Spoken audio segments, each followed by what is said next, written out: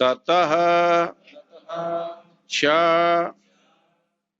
आश्रित गुरुचरणस्य तस्य जिज्ञास्यमान् सदाचारस्य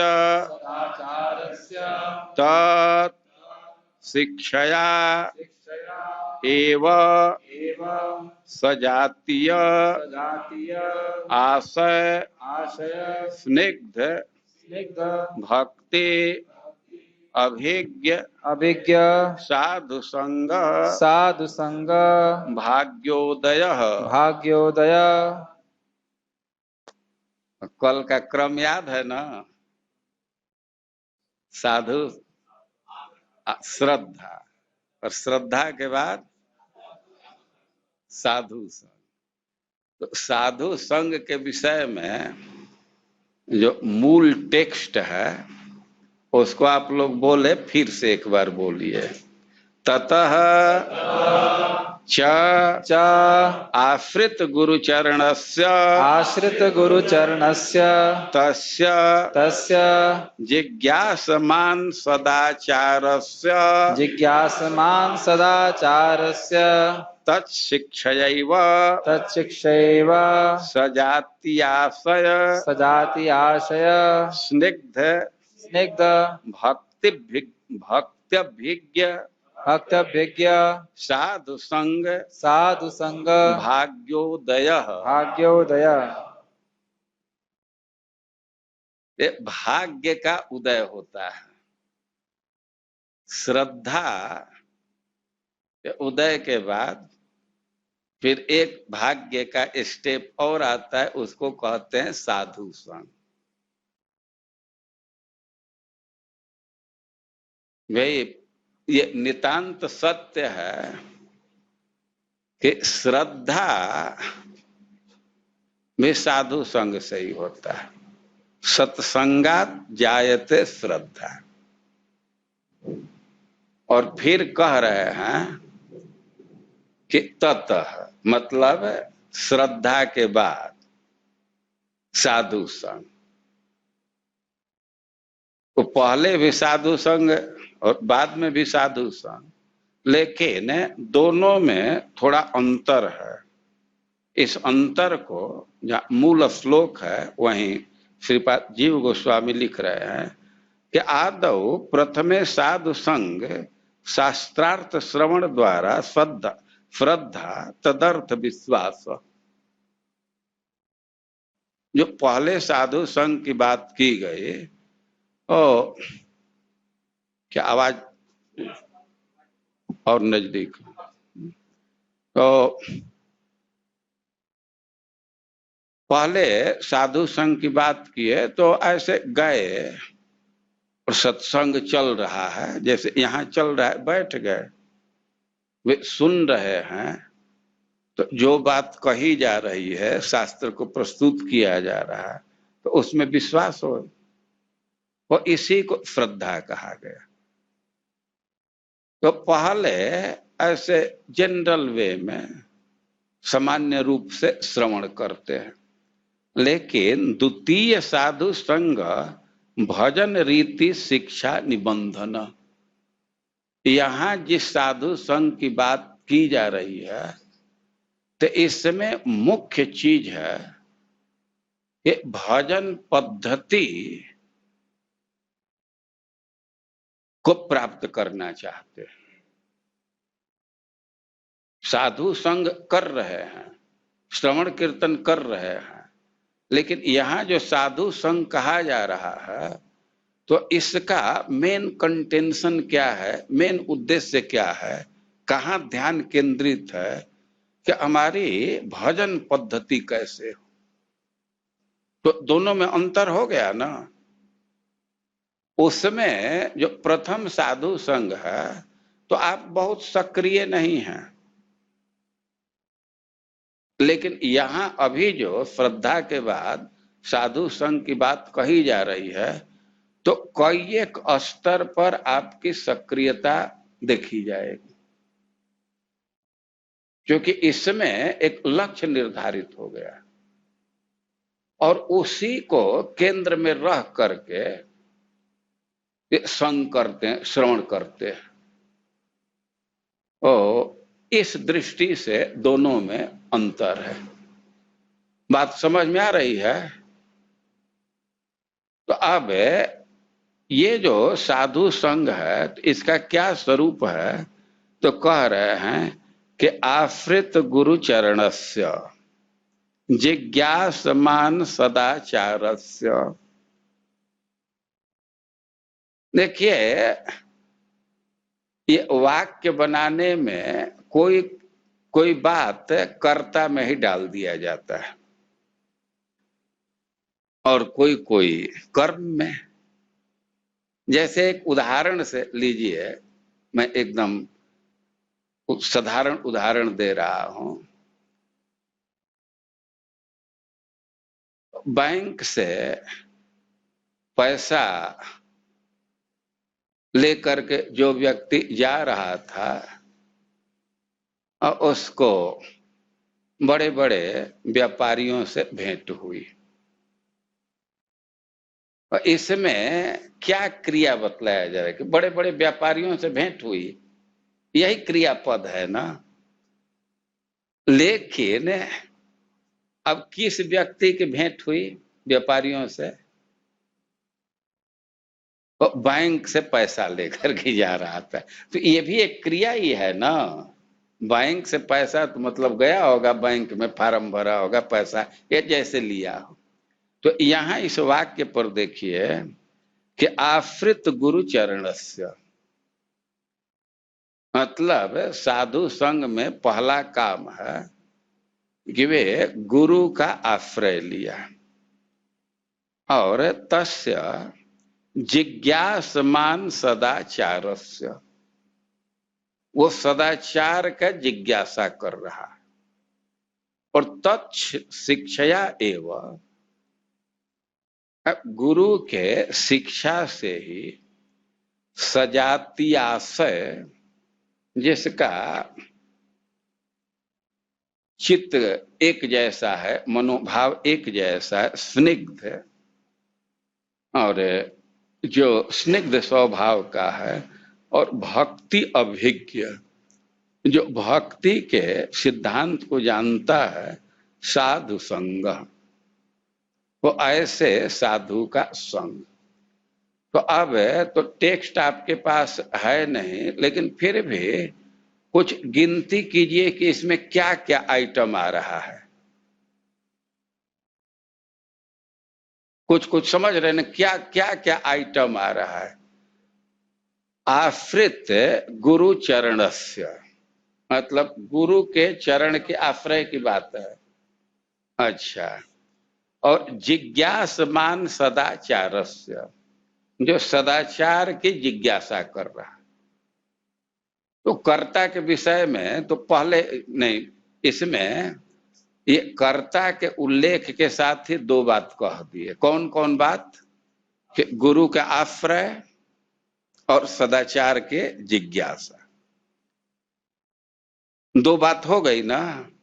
अब इसके बाद तत्शिक्षया एवं, मतलब गुरु के शिक्षा से ही।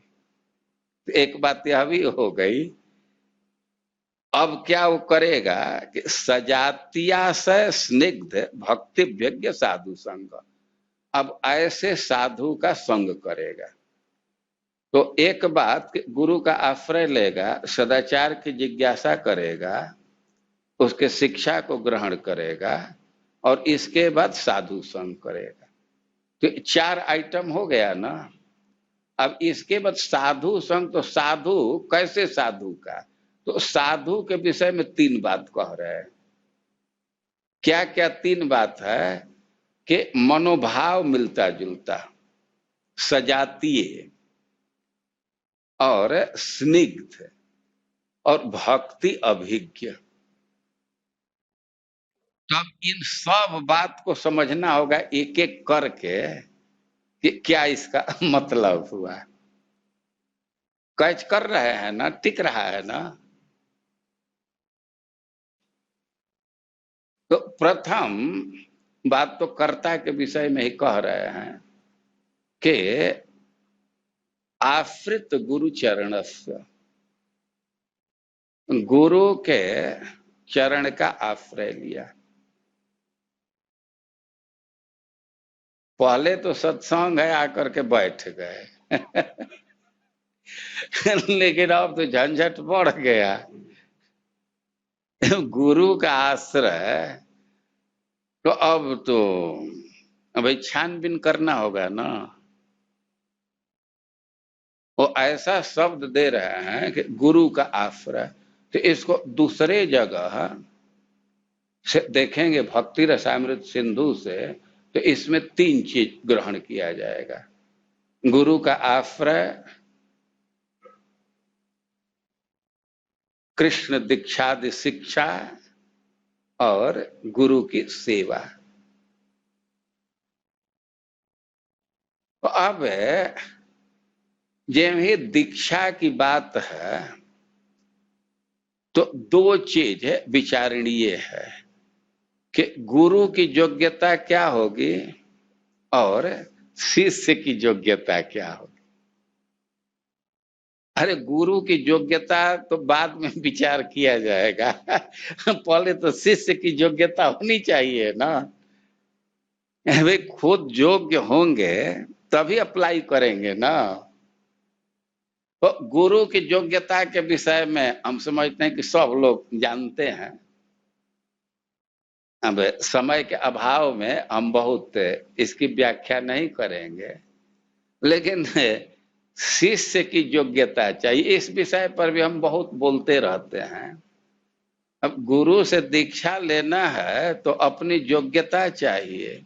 वो योग्यता क्या है कि कर्मण्यारभमाणा नाम दुःखहत्ये सुखाय च पश्येत पाक विपर्यासम मिथुनी चारिणाम नृणाम।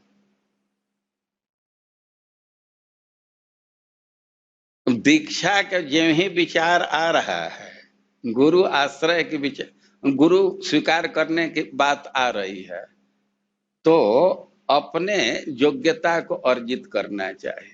तो योग्यता का उल्लेख कर रहे हैं कि सबसे पहले जो गुरु का अन्वेषण कर रहा है तो उसको मन में विचार आना चाहिए। क्या विचार कि कर्मण्यारभमाणा नाम, इस संसार में लोग कर्म कर रहे हैं, मिथुनी चारिणाम नृणाम। आप देखेंगे संसार का स्वरूप तो प्रायः प्रायः लोग जोड़ी में हैं। मिथुन मतलब कपल। ये अधिकांश लोग तो जोड़ी में हैं, स्त्री पुरुष, और दोनों मिल करके कर्मण्यारभमाणा नाम उपक्रम आरंभ करते हैं, विविध प्रकार के कर्म करते हैं, दोनों मिल करके करते हैं। ऐसे कभी कभी लगता है कि पुरुष से बहुत मेहनत कर रहे हैं, वो 8 घंटा 10 घंटा ऑफिस में बैठते हैं, जाने में टाइम लगता है, जरूर मेहनत कर रहे हैं, लेकिन ये भक्तों से बातचीत करने से पता चल जाता है कि पत्नी का कितना भारी सहयोग है। अभी लॉकडाउन में एक भक्त थे, वो अपने पत्नी से अलग हो गए थे।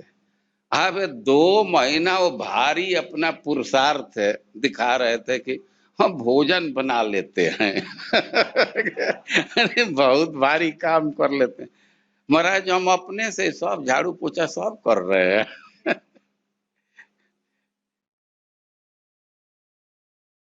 वो बहुत भारी सहयोग है। पत्नी घर की सफाई कर देती है, भोजन बना देती है, कपड़ा धो देती है, तो बहुत भारी सहयोग है। अब इस बात को हम लोगों का तो अनुभव नहीं था कुछ, अरे भोजन बना लेना ये कौन बात है। लेकिन जो लोग गृहस्थ हैं, अब पत्नी मायके चली गई 7 दिन तो परेशान हो जाते हैं। तो दोनों मिल करके कार्य कर रहे हैं, कोई घर में कोई ऑफिस में, कभी कभी दोनों ऑफिस में। किस लिए कर रहे हैं? दुख हत्याय, दुख खत्म कर दे और सुखाए च, सुख प्राप्त कर लो। उद्देश्य यही है, दुख को दूर करना, सुख को प्राप्त करना। लेकिन भाई गुरु का आश्रय लेना है तो पश्चात पाक विपर्यास। पहले देखो कि इनका रिजल्ट तो उल्टा हो रहा है, इस समस्या समाप्त नहीं हो रही है, सुख नहीं प्राप्त कर रहा है। तो भाई दीक्षा लेना है तो पहले मन में विचार आना चाहिए। तो जैसे कर्म से सुख नहीं मिल रहा है इस संसार में, यही स्थिति स्वर्ग इत्यादि की भी है। और यही सिद्धांत धन पर लगेगा, सुख सुविधा पर लगेगा। तो पहले ये मन में विचार आने लगे, ये दृष्टि बन जाए कि जो संसार का जीवन शैली है तो इससे तो हम सुखी नहीं हो सकते। पहले मन में भर जाए, अरे भाई ये तो संसार सब जो चल रहे हैं तो इससे तो हम सुखी नहीं हो सकते, तब होगा ना कि तब अब भाई इस संसारी जीवन से, संसार की जो पद्धति से तो सुख नहीं मिलेगा, शांति की प्राप्ति नहीं होगी, तब कौन मार्ग अपनाया जाए? तो जब इससे भिन्न उत्तम, जो प्रकृति के गुणों से ऊपर अप्राकृत, अब श्रेय की जिज्ञासा हो तो तस्मात् गुरुम प्रपद्येत। जब एकदम दिखने लगे कि ना ये जो संसार का जीवन है, नौकरी करके सुखी नहीं हो सकते, धन से सुख नहीं मिल सकता, स्वर्ग से नहीं मिल सकता, वो इतनी योग्यता आ जाए, जब इसमें है बुद्धि हो जाए, तब भाई अब गुरु के पास जाओ।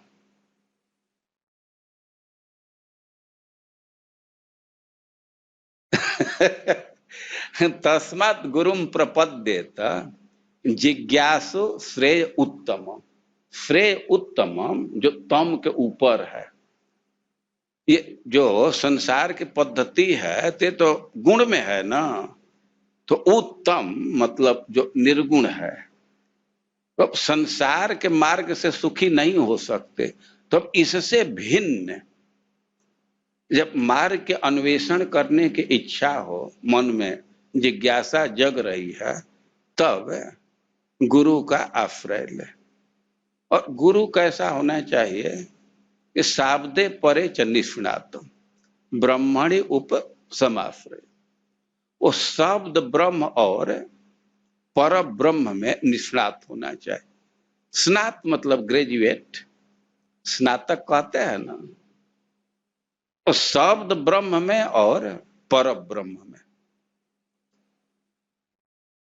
जब तक वो शब्द ब्रह्म में, माने वेद शास्त्र का पारंगत विद्वान नहीं है, तो अपने शिष्य के संशय का छेदन नहीं कर पाएगा।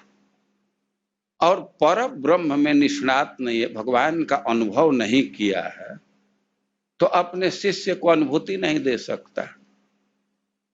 तो यह दो मुख्य योग्यता है गुरु का। शब्द ब्रह्म में निष्णात होना चाहिए, पर ब्रह्म में निष्णात होना चाहिए। अरे भी कैसे पता चलेगा? और एक उसका लक्षण आ जाएगा, उपसमाश्रय।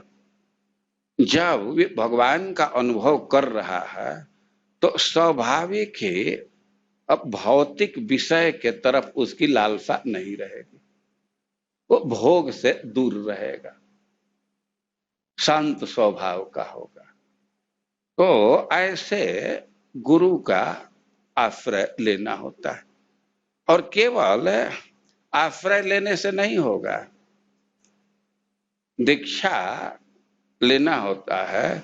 और जिज्ञासमान सदाचारस्य, गुरु से क्या कि, कौन कौन ये टेक्स्ट है आज? तो जिज्ञास मानस्य, दीक्षा लेकर के काम पूरा नहीं हो जाता है। कृष्ण दीक्षा शिक्षण, दीक्षा तो पहला आइटम है, आदि है। ऐसा नहीं कि दीक्षा हो गया तो काम पूरा, वो तो शुरुआत होता है। अंग्रेजी में अच्छा शब्द है इनिशिएशन। इनिशिएट इसी अर्थ में होता है ना, शुरुआत करने के अर्थ में। तो वहां से काम अभी शुरुआत हुआ। कृष्ण दीक्षादि शिक्षण, और शिक्षा ग्रहण करना, बहुत बहुत शिक्षा सीखना होता है। सबसे पहले अनासक्ति की शिक्षा लेनी होती है। मन से आसक्ति कैसे त्याग करेंगे, भागवत धर्म की शिक्षा इसी को यहाँ कह रहे हैं सदाचारस्य। जिज्ञासमान सदाचारस्य, जो सदाचार का जिज्ञासु है। सदाचार मतलब सत आचार, जो भक्तों का आचरण है, तो दीक्षा लेकर के उसको प्राप्त करना है। और तत्शिक्षया एवं जिज्ञासु है तो गुरु शिक्षा देगा, तो उसके शिक्षा से सजातीयाशय स्निग्ध भक्ति अभिज्ञ साधु संग भाग्योदय। अब गुरु के निर्देश में ही, उसी के इंस्ट्रक्शन के अनुसार सजातीय स्निग्ध भक्ति अभिज्ञ भक्तों का संग करेगा। सजातीय आशय का अर्थ हुआ कि जैसा हमारा मनोभाव है, मतलब भगवान से जिस प्रकार का संबंध चाह रहा है। भगवान से 4 प्रकार से संबंध लोग जोड़ते हैं, तो जिस संबंध के तरफ झुकाव है, तो वैसे ही संबंध वाले भक्तों का संग करना। जब वैसे भक्तों का संग करते हैं तो हमारी भावना पुष्ट होती है और बहुत भारी असर आ जाता है। लेकिन केवल एक गुण नहीं दे रहा है। एक तो है कि उसका भाव समान होना चाहिए, और स्निग्ध।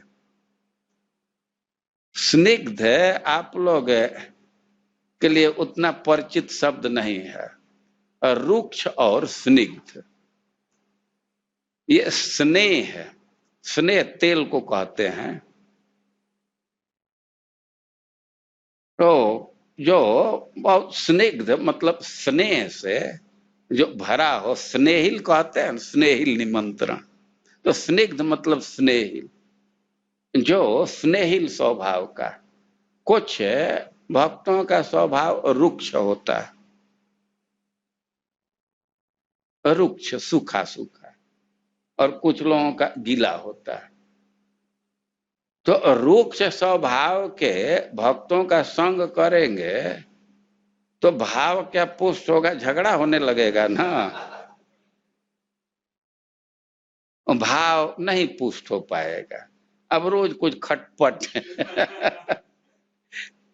और मान लीजिए कि खूब मृदु स्वभाव के हैं, कोमल स्वभाव के हैं, अब खूब बैठा करके अच्छा से बात करते हैं, प्रसाद भी देते हैं, लेकिन भक्ति के सिद्धांत का कुछ ज्ञान नहीं है। तो ये जो साधु संघ के विषय में पढ़े ना कि भजन पद्धति सीखने के लिए ये साधु संघ है, तो खुद उन्हीं को ज्ञान नहीं है तो वे ज्ञान नहीं दे पाएंगे ना। तो जिन भक्तों की संग की बात कही जा रही है, तो उनमें एक योग्यता दे रहे हैं कि भक्ति अभिज्ञ, भक्ति तत्व का जानकारी होना चाहिए। तो ऐसे भक्तों के साथ श्रवण करना, उनके साथ रहना, उठना बैठना, और इसको साधु संग कहा गया। तो साधु संग जो आइटम है, इस पर विचार करें तो पहला काम कि दीक्षा लेना होगा।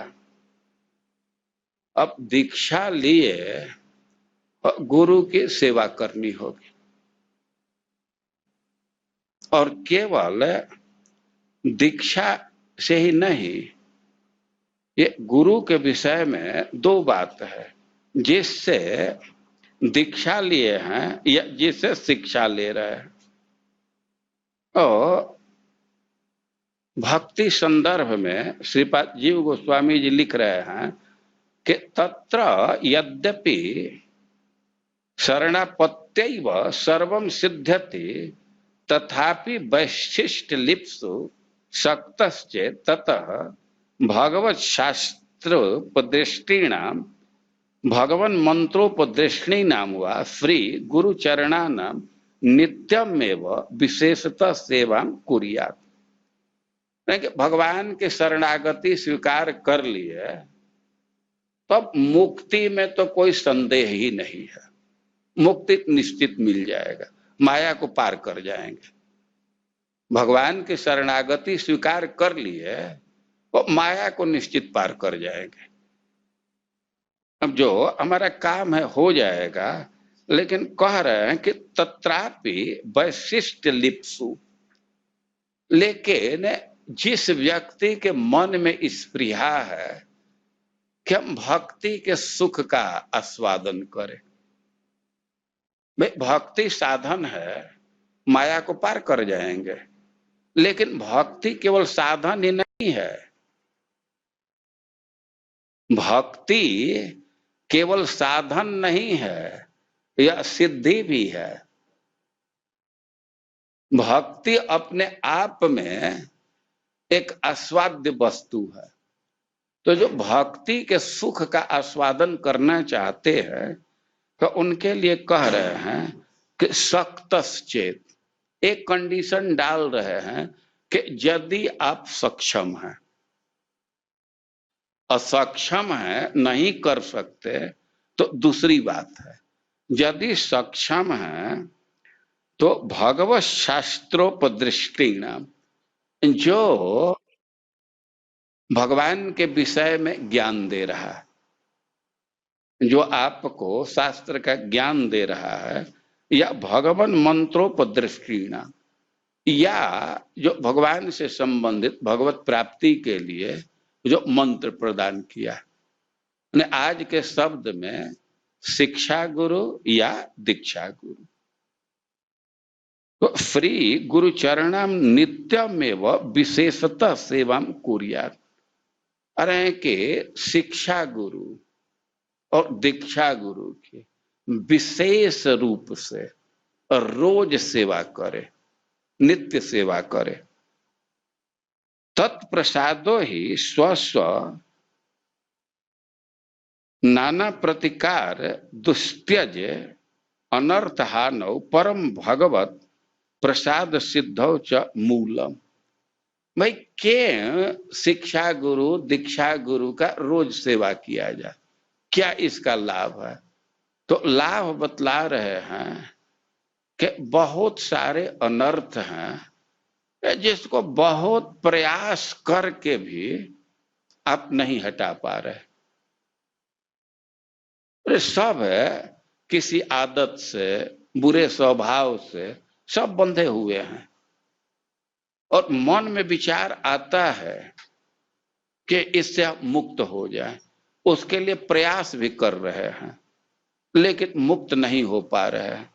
लेकिन यदि भक्तों की सेवा कर रहे हैं, नित्य सेवा कर रहे हैं, तो बहुत आसानी से उस अनर्थ से मुक्त हो जाते हैं,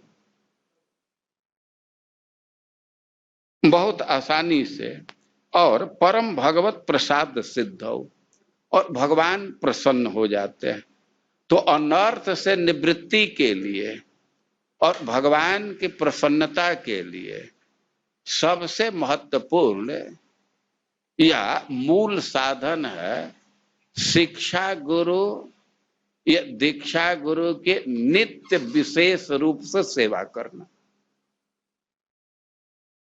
तो ये जो शब्द है कि आश्रित गुरु चरणस्य, तो इसका आशय है कि वो नित्य सेवा कर रहा है, लेकिन सख्तश्चेत, यदि सक्षम है। अब असक्षम है तब कैसे सेवा करेगा? गुरु जी के यहाँ पहुंचे ही नहीं, पास पहुंचेगा ही नहीं तो सेवा क्या करेगा?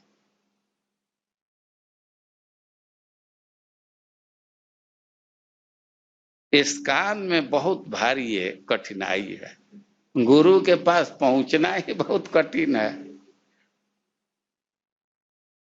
लेकिन जो भक्ति सुख का आस्वादन करना चाहते हैं, जहां मुक्ति की बात है, वो भगवान को शरणापन्न हुए, उनकी शरणागति लिए सिद्धि मिल जाएगी। लेकिन भक्ति के रस के आस्वादन के लिए विशेष रूप से आग्रह पूर्वक गुरु की नित्य सेवा करनी चाहिए। और बहुत सारे लोग हैं कि ऐसा करते हैं, रोज सेवा करते हैं। हम खुद भी अनुभव किए हैं। परम पूज्य गौर कृष्ण महाराज साथ में थे तो अपना नियम रखे थे, कितना हो बिजी होते थे, महाराज के चरण दबाए बिना कभी नहीं सोते थे। एकदम साथ में है महाराज वहां, तो उनका नित्य का नियम था।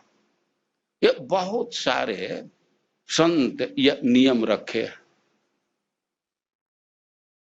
क्योंकि सेवा का बहुत महत्व है। भगवान के माने गुरु के प्रसन्नता से शास्त्र स्वतः ही हृदय में स्फुरित हो जाता है, भगवान का अनुभव स्वतः होने लगता है। तो यह बहुत महत्वपूर्ण अंश है। और इसके स्थापना के लिए श्रीपाद जीव गोस्वामी बहुत बहुत श्लोक उद्धृत किए हैं भक्ति संदर्भ में। अब उतना समय नहीं है, 237 संदर्भ है से आप लोग उनको देख सकते हैं। और केवल मंत्र गुरु के विषय में नहीं कह रहे हैं, जो शिक्षा दिया है उसके लिए भी कह रहे हैं कि श्लोक पादस्य वक्ता भी यह पूज्य सदैव ही। यानी कि एक श्लोक नहीं, श्लोक के 1/4 जो बतला दिया, एक श्लोक पूरा नहीं, 1/4, पाद मतलब चौथाई, तो वह भी पूज्य है। किम पुनर् भगवत विष्णु स्वरूपम वितनोति यह। और जो भगवान के स्वरूप का ही ज्ञान दे रहा है, अब उसके विषय में क्या कहना। थोड़ा भी कोई ज्ञान दिया तो वो भी पूज्य है। तो सेवा के विषय में बहुत बहुत बात लिखे है।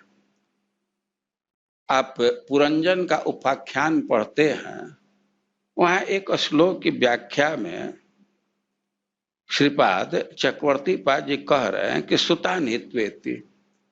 अब उसमें वर्णन आया है कि कौन राजा है, नहीं बाद में वो जो नहीं, हाँ ध्वज कुछ है, हाँ हाँ वही। तो उनकी जो पत्नी है मदिरेक्षणा, तो उनके पीछे जाती है।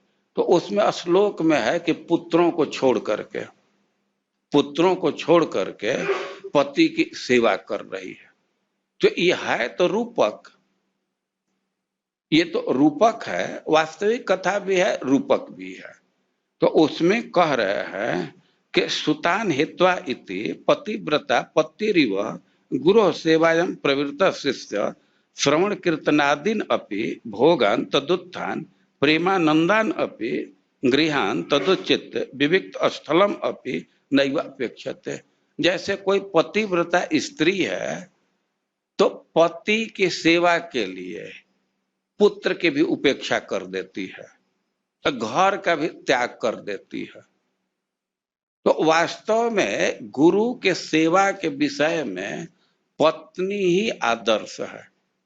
जैसे पत्नी अपने पति की सेवा करती है, वैसे एक शिष्य को अपने गुरु की सेवा करनी चाहिए।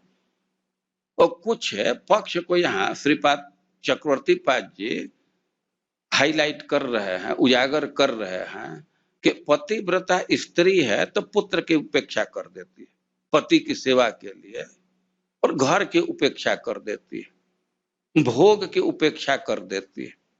तो उसी तरह शिष्य का कर्तव्य बनता है कि जब गुरु की सेवा का अवसर है तो सुतान मतलब श्रवण कीर्तन के भी उपेक्षा कर सकता है, उससे प्राप्त आनंद की भी उपेक्षा कर सकता है। यह भक्ति के लिए एकांत स्थान की आवश्यकता है, अपना कुटिया रखें उसकी भी उपेक्षा करके। अब गुरु की सेवा का अवसर है तो वह मुख्य चीज है। गुरु के सेवा के लिए श्रवण कीर्तन भी छोड़ा जा सकता है, अपने आनंद को छोड़ा जा सकता है, अपने सुख सुविधा का त्याग कर देना चाहिए। क्योंकि श्री गुरु सेवयैव सुखेन सर्व साध्य सिद्धार्थम इति उपदेश व्यंजित। क्योंकि गुरु की सेवा से सब सिद्धि मिल जाती, श्रवण कीर्तन सिद्ध हो जाएगा, भक्ति का आनंद सिद्ध हो जाएगा, सब कुछ सिद्ध हो जाएगा। और इसलिए गुरु की सेवा की बहुत महिमा है। और नित्यम एवं अभी एक दिन महाराज से हम लोग गुरु महाराज से मिलने के लिए भूर्जन प्रभु गए थे। तो मैं वहां था, तो वहां से लौटने लगे तो मैं साथ में आ रहा था कि मंदिर तक चलूंगा। तो पूछ रहे थे कि तुम यहीं रहते हो? कहे कि हाँ। तब वो सिद्धांत देने लगे कि बहुत अच्छी बात है, वास्तव में शिक्षा ग्रहण का यही पद्धति है, सेवा करते हुए शिक्षा ग्रहण करना चाहिए। भूर्जन प्रभु बतला रहे थे, वो शिक्षा ग्रहण करने की पद्धति है कि सेवा करते हुए। तो सेवा करते हुए शिक्षा ग्रहण करते हैं तो वह शिक्षा फलवती हो जाती। शिक्षा ग्रहण किए तो शिक्षा का कुछ फल है ना, तो सेवा करने से वह शिक्षा फलीभूत हो जाता है। और इसलिए गुरु की सेवा बहुत महत्वपूर्ण बात। ध्यान रखना चाहिए किस चीज की हम लोग चर्चा कर रहे हैं, साधु संग। ये साधु संग का ये हिस्सा है गुरु की सेवा करना और सदाचार सीखना। कुछ साधु के जीवन का अपना शैली है, उनका विशिष्ट व्यवहार है, तो उसको सदाचार कहते हैं। कभी कभी बहुत मन में क्षोभ होता है।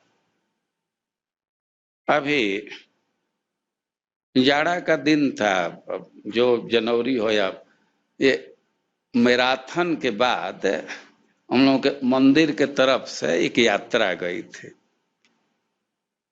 तो सारंग ठाकुर ऑर्गेनाइज किए थे, हमको भी उसमें इनवाइट किए थे। परम पूज्य प्रबोधानंद महाराज थे, हम लोग भी गए थे। कोई एक जगह गए तो कहाँ, वो मान सरोवर पर प्रसाद हो रहा था। और प्रसाद हो रहा था, सब भक्त बैठे थे, दो भक्त चला रहे, कई एक भक्त चला रहे थे। तो एक बड़े बर्तन में जिलेबी था, तो दो भक्त उठा करके चला रहे थे। एक भक्त को मैं देखा, वो बर्तन लेकर के चल रहा है, वो पात में सर्व कर रहा है और एक हाथ से उठा करके मुंह में डाल रहा है।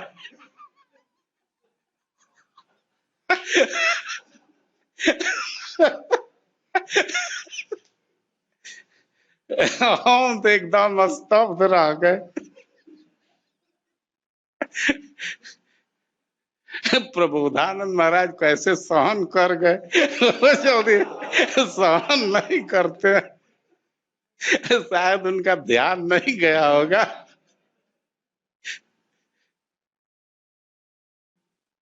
तो सदाचार सीखना होता है। साधु संघ का मतलब सदाचार सीखना है। वैष्णव का क्या व्यवहार है, वैष्णव एटिकेट के ट्रेनिंग लेते हैं, तो जितना ट्रेनिंग में पढ़ते हैं उतना ही नहीं है, वो तो एक छोटा अंश बतलाते हैं ना। बहुत बहुत चीज सीखना होता है और इसमें समय लगता है। ये साधु समाज में एक प्रचलित उक्ति है कि 12 साल रहे साधु के टोली, तब सीखे एक बोली।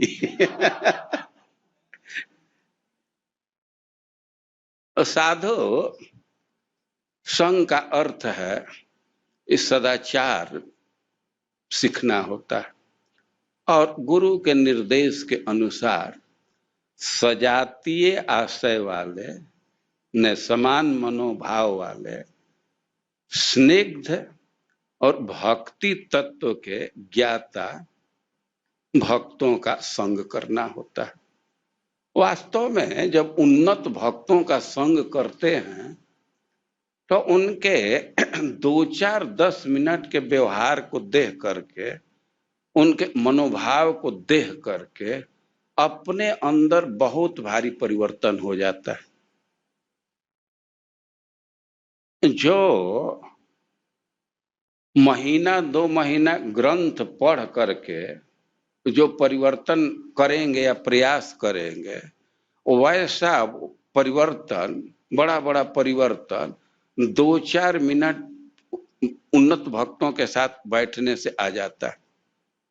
बहुत भारी ये परिवर्तन हो जाता है। तो कुल मिला करके यहाँ जो साधु संघ की बात कही जा रही है, तो इसमें 5-6 बातों का मुख्य रूप से उल्लेख है। और कल मैं बहुत देर कर दिया था, 1 घंटे का समय है ना, तो अब आज तो यही अब रोकते हैं। आज पहले से ही संकल्प करके आए कि कल तो देर कर दिए थे, आज बिल्कुल समय पर समाप्त करेंगे। तो यह मोटा मोटी जो ये विकास का क्रम है, सीढ़ी है, उसमें साधु संघ का मतलब है। अब कोई प्रश्न हो तो पूछ सकते हैं।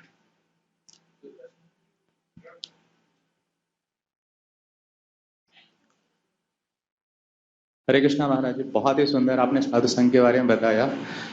हमारे जीवन में जो हम इस्कॉन में हैं, तो जो गुरु की सेवा का है, जैसे मैं 6 साल से अपनी लाइफ बता रहा हूँ कि 6 साल में मुझे एक बार बहुत प्रयास करने के बाद एक बार जो है गुरु सेवा का मौका मिला। जाता मैं जब भी गुरु जी हैं तो आते हैं और मैं सेवा के लिए जाता हूँ। हाँ भैया, ठीक है। तो अब तो तू आधा बात ग्रहण किया। मैं बोला ना कि शास्त्र, ये शब्द है भगवत उपदृष्टिणाम, भगवत शास्त्रोपदृष्टिणाम, भगवान मंत्रोपदृष्टिणाम हुआ। ये मंत्र प्रदान करने वाले गुरु से भेंट होना मुश्किल है ना, क्लास देने वाले गुरु से भेंट होने में देर है।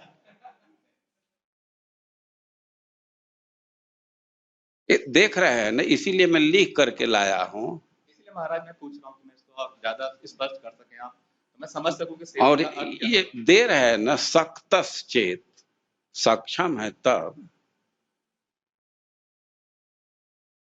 वो मंत्र गुरु का अधिक महत्व है, लेकिन ज्ञान प्रदान करने वाले गुरु का भी महत्व है।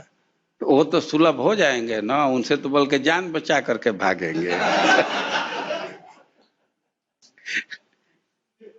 हाँ, एक छोटा सा और है महाराज की, मेरी छोटी सी बुद्धि सजातीय संघ को थोड़ा सा और अगर विस्तार से बता सके कि सजातीय संघ समझ में नहीं आया, मतलब मेरी छोटी सी बुद्धि, आपने समझाया अच्छा से। देखिए, मतलब यह है कि भगवान से जो संबंध है, तो 4 प्रकार का संबंध है।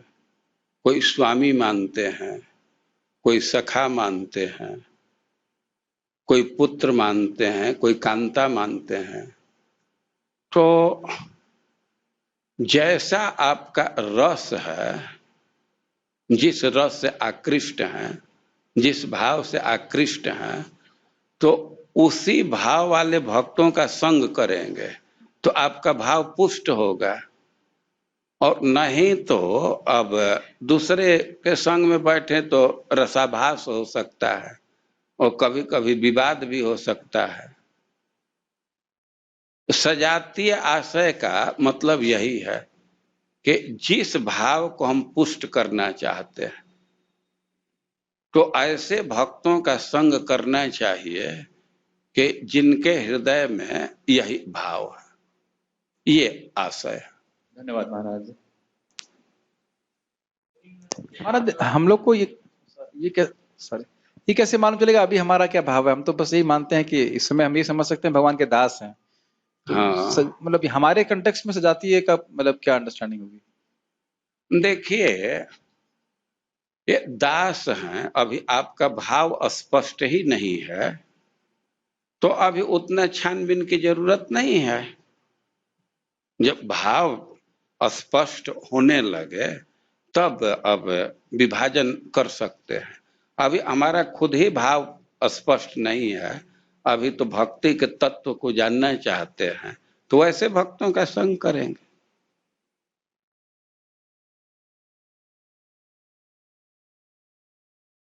मान लीजिए कि इस स्तर पर भी देखा जाए तो यहाँ भी भाव में अंतर है ना। कुछ लोग फिलॉसफी जानना चाहते हैं, कुछ लोग कीर्तन में इंटरेस्ट रखते हैं, कुछ लोग है का फंड रेजिंग में है।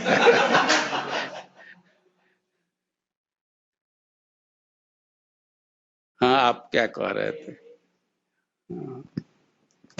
और थोड़ा थोड़ा आभास आने लगता है, ये है कि अभी तो कुछ पता ही नहीं चल रहा है।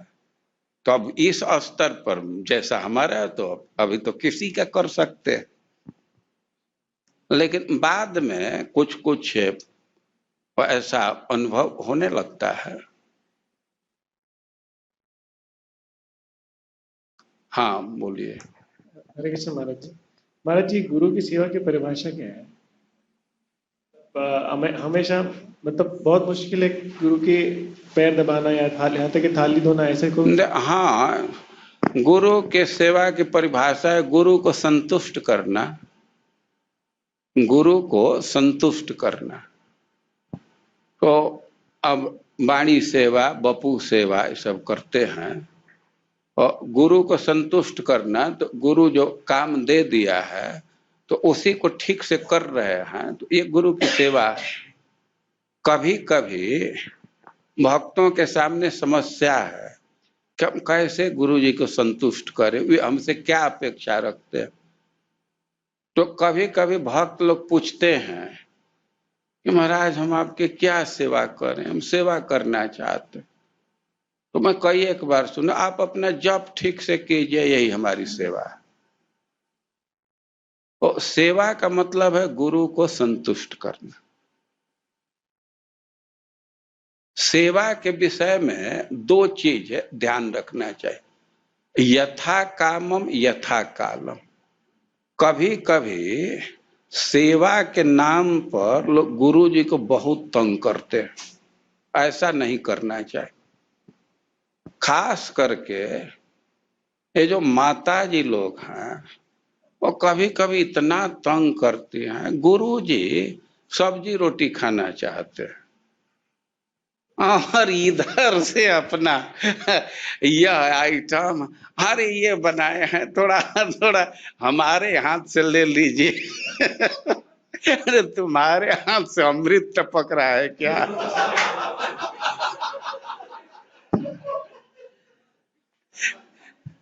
कम से कम सेवा करे या न करे, तंग नहीं करना चाहिए।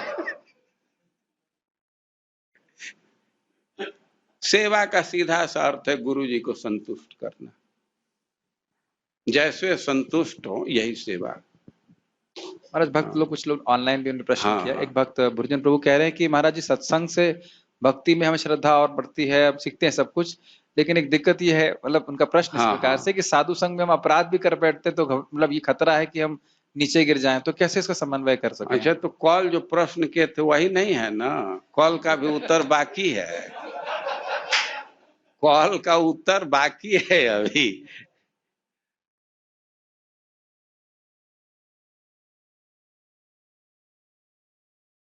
ये कहाँ के रहने वाले हैं? दिल्ली से। कभी रोड पर निकलते हैं कि नहीं? निकलते हैं। रोड पर तो धक्का लगने का भय है। रोड पर तो धक्का लग जाता है ना। उन्हें पूछे कभी रोड पर निकले कि नहीं? देखिए, कोई भी चीज है तो उसका गुण पक्ष है, दोष पक्ष है। वो दोष पक्ष है तो उससे बचने का उपाय भी बतलाया गया। जैसे बिजली है, एसी चला रहे हैं, पंखा चला रहे हैं, बिजली को कम खतरनाक मानते हैं। बिजली से तो जान जा सकती है। बिजली कम खतरनाक है, बहुत खतरनाक है ना। तो अब कहेंगे भाई ऐसे खतरनाक जिसे जान पर खतरा है, कहे को नजदीक ला रहे हैं।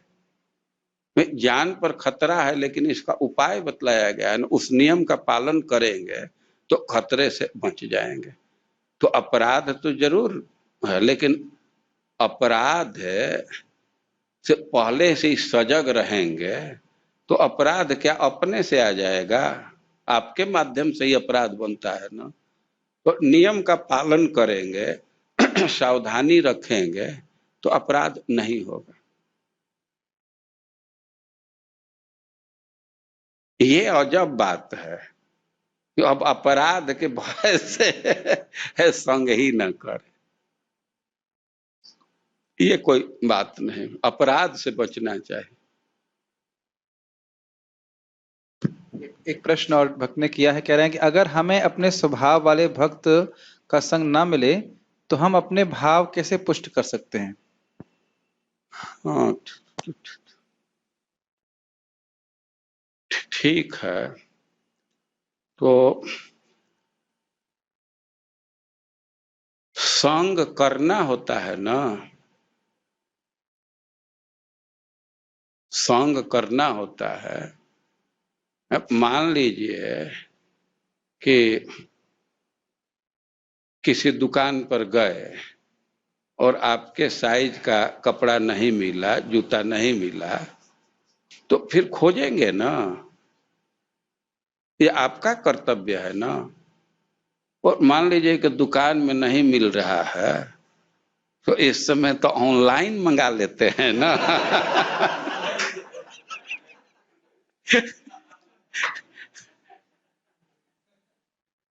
ऑनलाइन संग करना चाहिए और मिल जाएगा।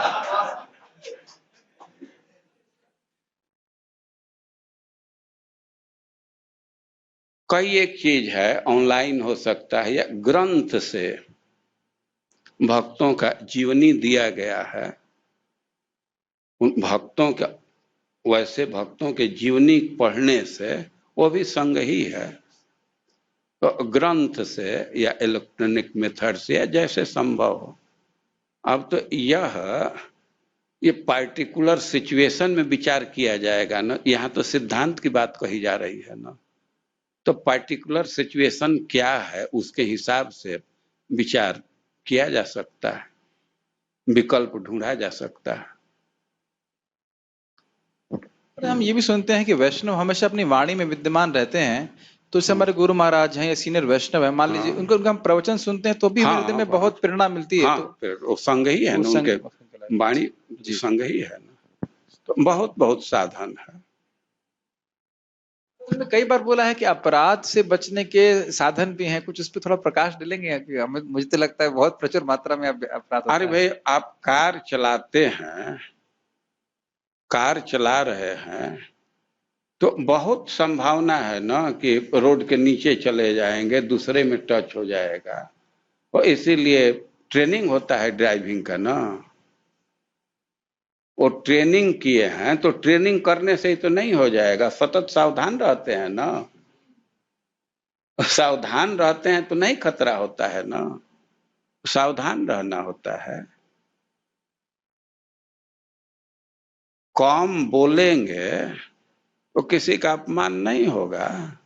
और बहुत भाषण करने लगते हैं तो बहुत चीज बोल जाते हैं। सावधानी रखने से अपराध नहीं होता है।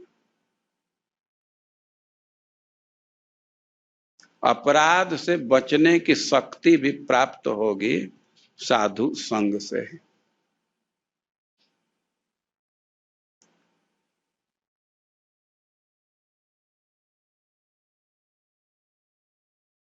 ठीक है, तो ये क्लास केवल आप लोगों के लिए नहीं है, हमारा इंटरेस्ट है कि हम एक बार पढ़ लें इसको।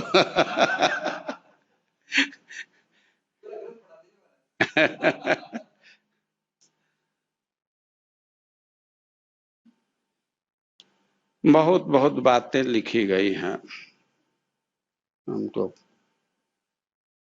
1 घंटा में जितना हो सकता है उतना तो करेंगे।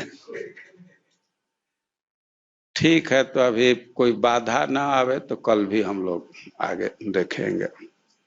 बाधा हमारे तरफ से भी है, हो सकता है कि हमको ही कहीं से कॉल आ जाए कि इधर आना है, तो देखते हैं। ठीक है, मैं चाह रहा हूं कि 2-4 दिन, ये चूंकि हमारा मेन ये भजन क्रिया पर है, तो वहां तक तो करना ही है।